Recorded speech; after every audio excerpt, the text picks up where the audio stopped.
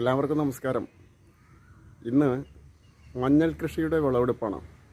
എൻ്റെ വീടിൻ്റെ അടുക്കളയുടെ ടെറസിൽ ഞാൻ കുറച്ച് മഞ്ഞൾ ബാഗ് നട്ടിരുന്നു. അത് നടുന്ന സമയത്ത് ഞാൻ നിങ്ങളെ വീഡിയോ കാണിച്ചിരുന്നു. അത് പലരും ഓർക്കുന്നുണ്ട് എന്ന് വിചാരിക്കുന്നു. 100 ബാഗിലാണ് അടുക്കളയുടെ ടെറസിൻ്റെ മീതെ ഞാൻ ഈ മഞ്ഞൾ കൃഷി ഉണ്ടാക്കിയത്. ഈ മഞ്ഞൾ കൃഷി ഉണ്ടാക്കിയപ്പോൾ ആ വീഡിയോ ഞാൻ ഇതുപോലെ തന്നെ പങ്കുവച്ചപ്പോൾ എൻ്റെ സുഹൃത്തുക്കളൊക്കെ പറഞ്ഞു, അതിൻ്റെ മീതെ അങ്ങനെ ടെറസിൻ്റെ മീതെ ബാഗ് വെച്ചിട്ട് അങ്ങനെ ചെയ്യാൻ പാടില്ല, അത് ടെറസിനെ ദോഷമായി ബാധിക്കും എന്നൊക്കെ പറഞ്ഞു. എനിക്ക് കൃഷിയെക്കുറിച്ചൊന്നും വലിയ പരിജ്ഞാനമൊന്നുമില്ല. കൃഷി ഇറക്കാനുള്ള ആവശ്യമായിട്ടുള്ള സ്ഥലമൊന്നും എനിക്കില്ല. അപ്പോൾ ഈ തിരക്കിൻ്റെ ഇടയിൽ കൃഷി എൻ്റെ ഒരു വിനോദമാണ്. അപ്പോൾ ഞാനൊരു പരീക്ഷണം എന്ന നിലയിലാണ് ഈ മഞ്ഞൾ കൃഷി ഇവിടെ ടെറസിൻ്റെ മീതെ ഞാൻ ഈ മഞ്ഞൾ കൃഷി ചെയ്തിട്ടുള്ളത്. നേരത്തെ വീടിൻ്റെ തൊട്ടടുത്ത ഒരു പറമ്പുണ്ട്, ഈ പറമ്പ് ചോടക്കാരടുത്തുണ്ടായിരുന്ന പറമ്പാണ്. അപ്പോൾ അതിലിതുപോലെ തന്നെ മഞ്ഞൾ ഉണ്ടാക്കിയിരുന്നു. ഏതാണ്ട് 4-5 വർഷമായിട്ട് വീട്ടിൽ മഞ്ഞൾ മേടിക്കാറില്ല. അപ്പോൾ നമ്മൾ തന്നെ നമ്മുടെ സമീപ സ്ഥലത്ത് ഇതുപോലെയുള്ള കൃഷിയൊക്കെ ചെയ്തു കഴിഞ്ഞാൽ നമുക്ക് ആവശ്യമായ അടുക്കളയിലേക്ക് നമ്മുടെ നിത്യജീവിതത്തിലാക്കിയ ആവശ്യമായിട്ടുള്ള പച്ചക്കറികളും അതുപോലെ തന്നെ മഞ്ഞളും ഒക്കെ, ഇപ്പോൾ മഞ്ഞളുടെ കാര്യമൊക്കെ അറിയാലോ, മായം ചേർക്കാത്ത ഒരു വസ്തു നമുക്ക് കിട്ടുന്നില്ല. ഇപ്പോൾ പരമാവധി വിഷരഹിതമായ ഭക്ഷണം കഴിക്കുക എന്നുള്ള ഒരു മനസ്സിൻ്റെ ഒരു ലക്ഷ്യം കൂടെ നമുക്ക് ഇതിൻ്റെ പിന്നിലുണ്ടായിരുന്നു. അപ്പോൾ ഇതിലെങ്ങനെ വിളവെടുപ്പിൽ എത്ര കിട്ടുമെന്നൊന്നും പറയാൻ പറ്റില്ല. ഒരു പരീക്ഷണം എന്ന നിലയ്ക്ക് മാത്രമാണ് മഞ്ഞൾ കൃഷി ടെറസിൻ്റെ മീതെ ഉണ്ടാക്കിയിട്ടുള്ളത്. നിങ്ങൾ ഈ വീഡിയോ പൂർണ്ണമായും കാണണം. ഇതിൽ വിളവെടുപ്പിൽ എത്ര കിട്ടി എന്നതിനെക്കുറിച്ച് ഒന്നും അറിയില്ല, കിട്ടും എന്നതിനെക്കുറിച്ച് അറിയില്ല. നമുക്ക് ഓരോ ബാഗും നമുക്ക് പരിശോധിക്കാം.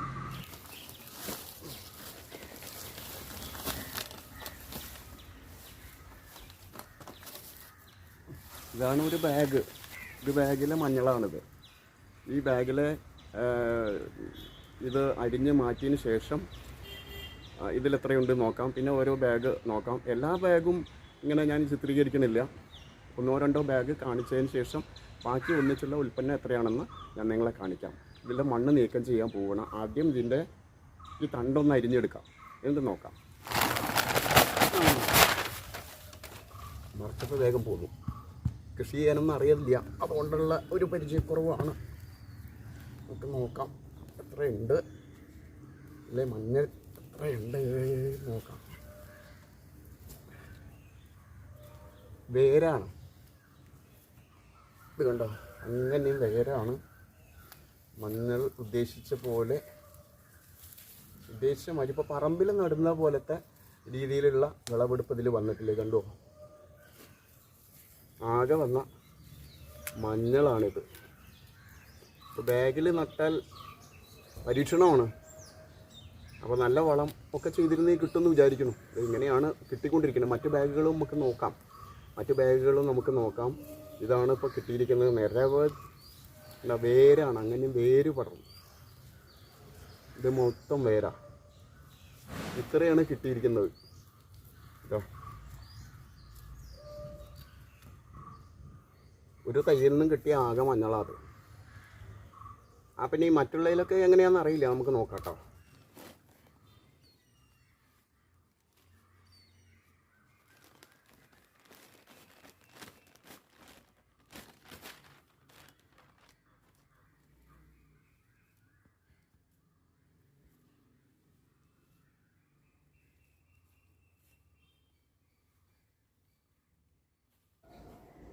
ഇതിലും വേരുണ്ട്, എന്നാലും കുറച്ച് മഞ്ഞളുണ്ട്.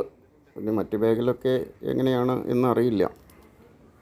നല്ല വേരാ, കണ്ടില്ലേ. ഏതായാലും നമുക്ക് മറ്റ് ബാഗുകളും കൂടെ ഒക്കെ ഒന്ന് നോക്കാം.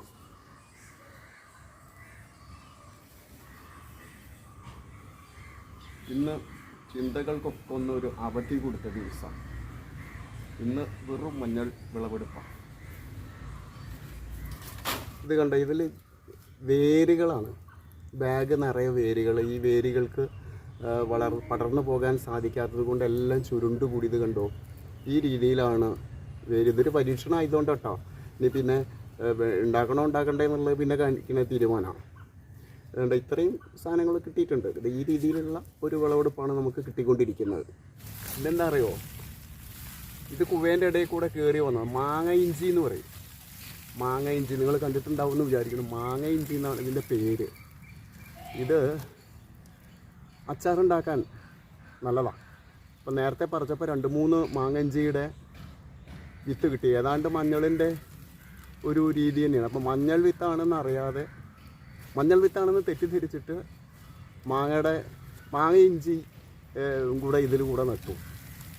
അപ്പോൾ അതിൻ്റെ വിളവെടുപ്പും കൂടി നടന്നു എന്ന് പറയാമല്ലോ. 10 മാസം മുമ്പാണ് ഞാൻ ഈ അടുക്കളയുടെ ടെറസിൻ്റെ മുകളിൽ ഈ മഞ്ഞൾ നട്ടത്.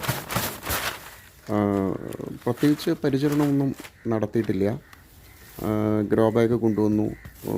ആദ്യം ഗ്രോ ബാഗിലേക്ക് കുറച്ച് കരിയില പരത്തി, അതിൻ്റെ മീതെ മണ്ണ് പരത്തി, അതിൻ്റെ മീതെ കുറച്ച് ചാരം ഇട്ടു, പിന്നെയും മണ്ണ് നിരത്തി, അതിൻ്റെ മീതെ ഇങ്ങനെ അട്ടിക്കട്ടിക്ക് നമ്മൾ മണ്ണും ചാരവും ചമ്മലും, ഞങ്ങളുടെ നാട്ടിൽ ചമ്മൽ എന്നാണ് പറയുക ഈ കരിയിലയും. അപ്പോൾ കരിയിലയും അതിൻ്റെ മീതെ മണ്ണ് വെച്ചതിന് ശേഷമാണ് ഈ മഞ്ഞളിൻ്റെ വിത്ത് നട്ടത്. ആദ്യം കുറച്ചൊക്കെ ഒന്ന് നനച്ചു കൊടുത്തു. ടെറസിൻ്റെ മീതെ ആകുമ്പോൾ നല്ല ചൂട് ആയിരിക്കുമല്ലോ. കുറേശ്ശെ മഴ പെയ്യാൻ തുടങ്ങിയപ്പോഴേക്കും അതിൻ്റെ നാമ്പൊക്കെ നമുക്ക് മുകളിലേക്ക് വരാൻ തുടങ്ങി. പിന്നെ നനച്ചു കൊടുക്കേണ്ടി വന്നില്ല. ടെറസിൻ്റെ മീതെ ആയതുകൊണ്ട് മുകളിലൊക്കെ ഈ ഇച്ചെന്ന് പറഞ്ഞാൽ ഈ മഴയുടെ വെള്ളം കെട്ടി നിൽക്കുകയല്ല, അതിൻ്റെ ഒരു പച്ചപ്പ് വഴുക്കലുണ്ടായിരുന്നു.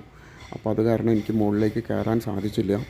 അതുകൊണ്ട് എനിക്ക് പരിചരണമോ പിന്നെ കൂടുതൽ വളമോ ഒന്നും കൊടുക്കാൻ സാധിച്ചില്ല. പിന്നെ ഇപ്പോഴാണ് ഒന്ന് വെയിലായപ്പോഴാണ് ഞാനിതിന് ടെറസിൻ്റെ മുകളിലേക്ക് പോയത്.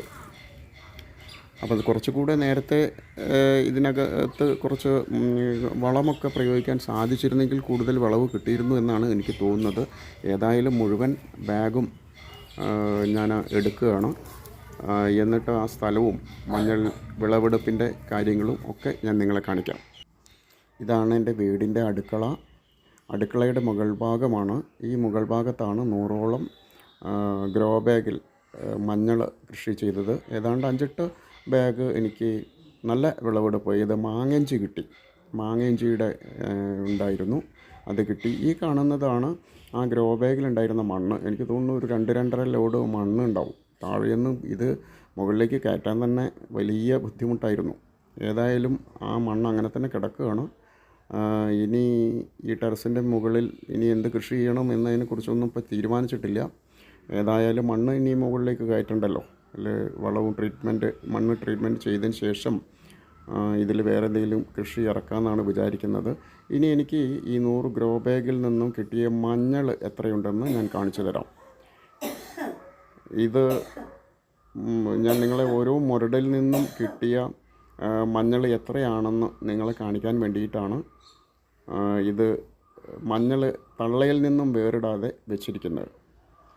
അത്യാവശ്യം തെറ്റില്ലാത്ത രീതിയിൽ കിട്ടി. ആദ്യം നമ്മൾ ആദ്യത്തെ ചില ഒരു ഗ്രോ ബാഗ് തുറന്ന സമയത്ത് നമുക്ക് ഭയങ്കര വിഷമമുണ്ടായി.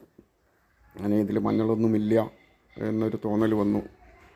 ഏതായാലും വലിയ പരിചരണമൊന്നും കൊടുക്കാത്തതുകൊണ്ട് ഇനി മഞ്ഞൾ കിട്ടിയില്ലെങ്കിലും ഒരു വിഷമം ഉണ്ടായിരുന്നില്ല. ഇതാണ് ആ മഞ്ഞൾ. അതിന് തള്ളയിൽ നിന്ന് പൊട്ടിച്ച് മാറ്റി വെച്ചിരിക്കുകയാണ്. അത്യാവശ്യം മഞ്ഞളൊക്കെ കിട്ടിയിട്ടുണ്ട്. കൃഷി ഇറക്കിയതിന് വീട്ടിലേക്ക് ആവശ്യമായ മഞ്ഞൾ കിട്ടിയിട്ടുണ്ട്. ഇനി ഇത്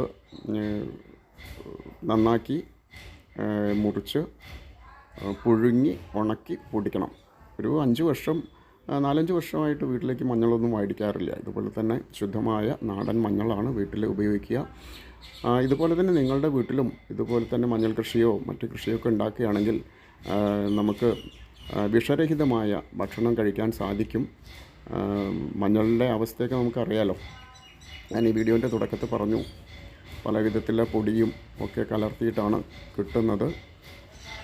ഈ വീഡിയോ നിങ്ങൾക്ക് ഇഷ്ടമായി എന്ന് വിചാരിക്കുന്നു. പുതിയ ഒരു വീഡിയോയിൽ വീണ്ടും കാണാം. അതുവരേക്ക് എല്ലാവർക്കും നമസ്കാരം.